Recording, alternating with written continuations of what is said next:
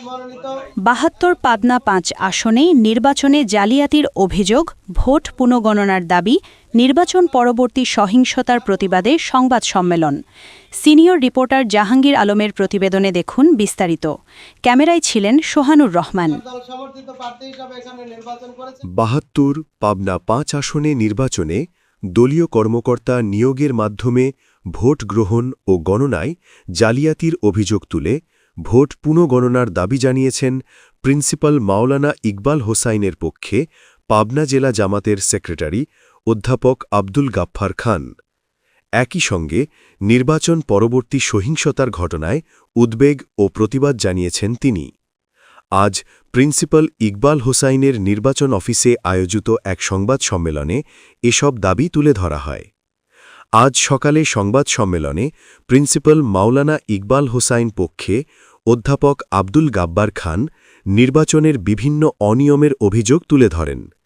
তিনি দাবি করেন, ভোট গ্রহণ ও গণনার দায়িত্বে দলীয়ভাবে সংশ্লিষ্ট ব্যক্তিদের নিয়োগ দেওয়ায় নির্বাচনের নিরপেক্ষতা প্রশ্নবিদ্ধ হয়েছে।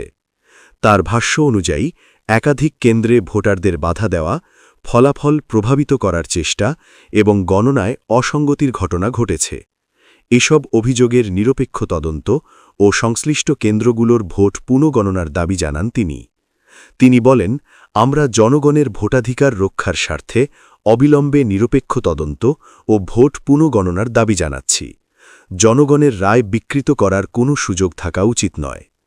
সংবাদ সম্মেলনে নির্বাচন পরবর্তী সহিংসতার ঘটনাগুলোর তীব্র নিন্দা জানান তিনি। আহতদের সুচিকিৎসা নিশ্চিত করা এবং জড়িতদের বিরুদ্ধে দ্রুত আইনানুগ ব্যবস্থা নেওয়ার আহ্বান জানান। একই সঙ্গে পরিস্থিতি শান্ত রাখতে সংশ্লিষ্ট সকল পক্ষকে সংযম প্রদর্শনের অনুরোধ করেন। যেটা অনিয়ম হয়েছে, এই অনিয়মগুলি তদন্ত করে এর সঠিক ব্যবস্থা নেওয়া হোক। প্রয়োজনে পুনরায় ভোট গণনার মধ্য দিয়ে রেজাল্ট প্রদান করা হোক। সেই সাথে আমরা এটাও বলতে চাই যে নির্বাচনের পরে যে সহিংসতা এলাকায় ছড়িয়ে পড়েছে, বিশেষ করে বিএনপির সন্ত্রাসী যারা, তারা আমাদের নেতাকর্মীদের বাড়ি ঘরে ভাঙচুর, বাড়ি থেকে বের করে দেওয়া, আমাদের হাজার হাজার নেতাকর্মী এলাকায় নাই, এলাকা ছাড়া, তাদেরকে বাড়িতে আসার সুযোগ দেওয়া এবং অনেক বয়স্ক মানুষকে তারা লাঞ্ছিত করেছে। বাড়িতে গিয়ে মহিলাদেরকে হুমকি ধামকি দিয়ে তারা তার সৃষ্টি করার চেষ্টা করেছে। আমরা প্রশাসনের কাছে এই ব্যাপারে সর্বোচ্চ সহযোগিতা চাই। এলাকায় শান্তি শৃঙ্খলার ক্ষেত্রে আমরা সকলেই মিলেমিশে একসঙ্গে আমরা চলতে চাই।